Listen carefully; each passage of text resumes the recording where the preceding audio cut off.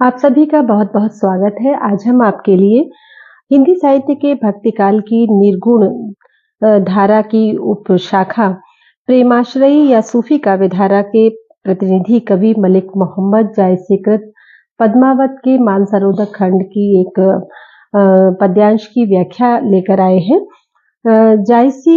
पद्मावत जायसी की कीर्ति का आधार स्तंभ है। पद्मावत महाकाव्य में चित्तौड़ के राजा रतन सिंह एवं सिंघलगढ़ की राजकुमारी पद्मावती की प्रेम कथा एवं विवाह की कथा वर्णित की गई है। और जायसी ने इस प्रेम कथा के माध्यम से सूफी संप्रदाय के सिद्धांतों को रेखांकित किया है। इस महाकाव्य का पूर्वार्ध काल्पनिक है तथा उत्तरार्ध ऐतिहासिक है।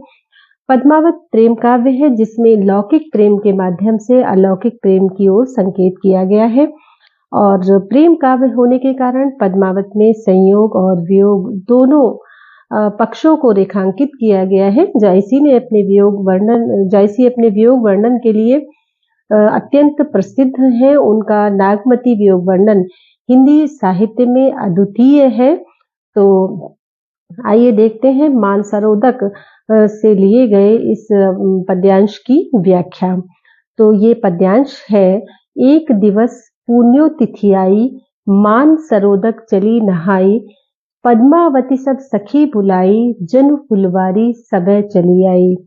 कोई चंपा कोई कुंद सहेली, कोई सुकेत करना रसबेली, कोई सुगुलाल सुदर्शन राती, कोई सो वकावरी बकुचन भांति, कोई सो मौल सिरी पुह पावती, कोई जाही जूही सेवती, कोई सोन जरद कोई केसर, कोई सिंगार हार नागेसर, कोई कूजा सदवर्ग चमेली, कोई कदम सुरस रस बेली। और दोहा है, चली सबे मालती संग, फूली कमल कुमोद, बेंधि रहे गन गंधर्व, बास परम दामोद। इस खंड में जायसी ने चित्रण किया है कि पद्मावती अपनी सखियों के साथ मानसरोवर पर स्नान करने के लिए जाती हैं। तो पद्मावती के साथ जब उनकी बहुत सारी सखियां चलती हैं तो अलग अलग रूप रंग आकृति की वो सब सखियां, ऐसा लगता है कि जैसे साक्षात पुष्प वाटिका या क्यारी ही चली आई हो।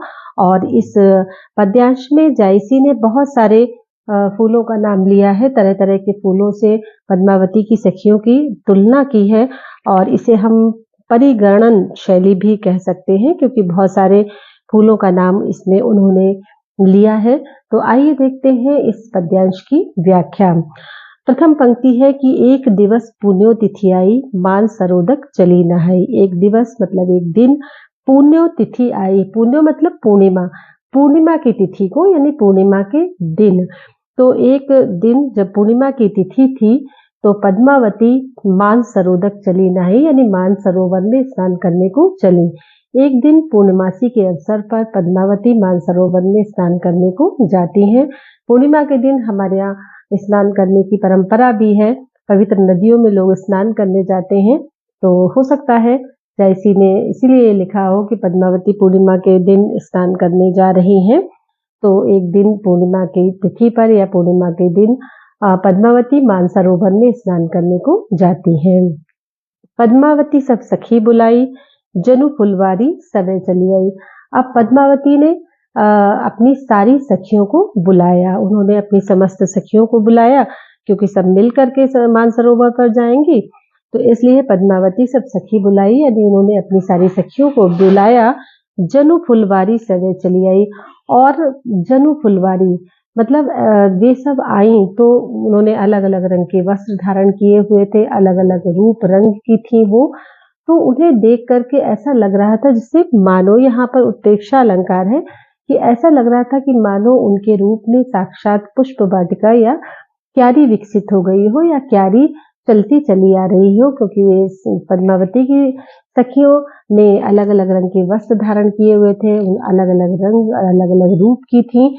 तो इसलिए वो तरह तरह के फूलों की तरह लग रही थी और वे जब मिल करके एक साथ चल रही थी तो ऐसा लग रहा था कि जैसे पुष्प वाटिका चल रही हो। अब उन सखियों में कोई अलग अलग पुष्पों की तरह वे सब लग रही थी, तो उन्हीं पुष्पों का नाम लेते हैं जैसे कि कोई चंपा, कोई कुंद सहेली, कोई सुकेत करना रसबेली। तो उसमें से कोई चंपा के समान लग रही थी, कोई कुंद और कोई सुंदर केतकी की तरह लग रही थी।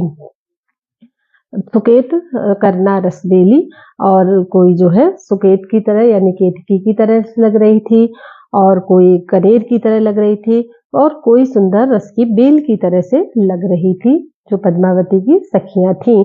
कोई सुगुलाल सुदर्शन राती, कोई सुंदर गुलाब की तरह से लग रही थी, कोई सुदर्शन के समान मनोरम थी, और कोई जो थी वो बकावरी बकुचन भांति, बकावरी यानी गुल बकावली का जो फूलों का गुच्छा होता है उसके समान लग रही थी। तो कोई सो बकावरी बकुचन भांति यानी कोई गुल बकावली के गुच्छे के समान थी, जो गुच्छा होता है फूलों का उसके समान वो लग रही थी।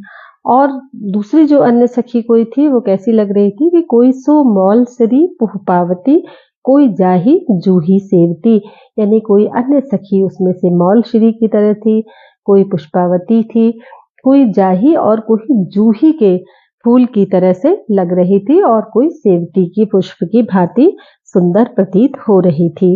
कोई सोन जरद, कोई केसर, कोई सिंगार हार नागेसर, और कोई सोन जरद के पुष्प की तरह थी यानी पीले पुष्प की तरह से लग रही थी, कोई केसर के फूल की तरह थी, और कोई हर सिंगार की तरह, और कोई नाग केसर की तरह से सुंदर प्रतीत हो रही थी। कोई कूजा सदवर्ग चमेली, अब देखिए कोई अन्य जो सखी थी कोई कूजा के पुष्प की तरह थी, कोई सदवर्ग यानी जो हजारा होता है गेंदा, गेंदा की एक प्रजाति होती है हजारा, तो गेंदे के पुष्प की तरह लग रही थी, कोई चमेली की तरह लग रही थी, और कोई कदम सुरस रस बेली, कोई कदम्ब के पुष्प की भांति तथा कोई रस की बेल की तरह से लग रही थी। तो इस तरह से जो पद्मावती की सखियां थीं वो अलग अलग फूलों के तरह से प्रतीत हो रही थी, अलग अलग फूलों से कवि ने उनकी उपमा यहाँ पर दी है। और दोहे में कवि जयसी कहते हैं कि चली सवे मालती संग, फूली कमल कुमोद, तेंधि रहे गन धरव बास परम दामोद, यानी इसका अर्थ हम लेंगे फूली कमल कुमोद, यानी कमल और कुमुदनी के समान फूली हुई, मतलब कमल और कुमुदनी के समान खिली हुई, खिलना एक तरह से प्रसन्नता का प्रतीक है, तो कमल और कुमुदनी के समान प्रसन्न वे समस्त सखियां चली सवे मालती संग, यानी मालती अर्थात मालती पद्मावती के लिए प्रयोग किया गया है, तो वे सब सखियां जो कि कमल और कुमुदनी के समान खिली हुई प्रसन्न प्रतीत हो रही थी, वे समस्त सखियां मालती अर्थात पद्मावती के साथ साथ चल पड़ती हैं मानसरोवर की ओर। बेंधि रहे गंधर्व बास परम दामोद, अब देखिए कवि ने अलग अलग फूलों से उनकी तुलना की है, तो अलग अलग तरह की खुशबू उनके शरीर से आ रही है, तो उसको जायसी कहते हैं कि उनके शरीर से अत्यंत आनंददायक सुगंध आ रही थी, तो उस सुगंध से बेंध रहे गंधर्व यानी गंधर्व गण भी मुग्ध हो रहे थे, यानी उनके शरीर से इतनी सुंदर सुगंध आ रही थी कि उस सुगंध से देवतागण भी बिंध जा रहे थे, यानी देवतागण भी उस पर मुग्ध हुए जा रहे थे। तो इस तरह से पद्मावती और उनकी सखियां मिलकर के मानसरोवर पर स्नान करने के लिए जा रही हैं। इसमें भाषा अवधि है, चौपाई है, छंद का प्रयोग किया गया है, और अंतिम दो पंक्तियों में दोहा छंद का प्रयोग है, और परिगणन शैली इसमें है। और जायसी ने पद्मावती की जो सखियां हैं उनके लिए फुलवारी शब्द का प्रयोग किया है, और फुलवारी की संभावना उसने व्यक्त की है, इसलिए यहाँ पर उत्प्रेक्षा अलंकार है।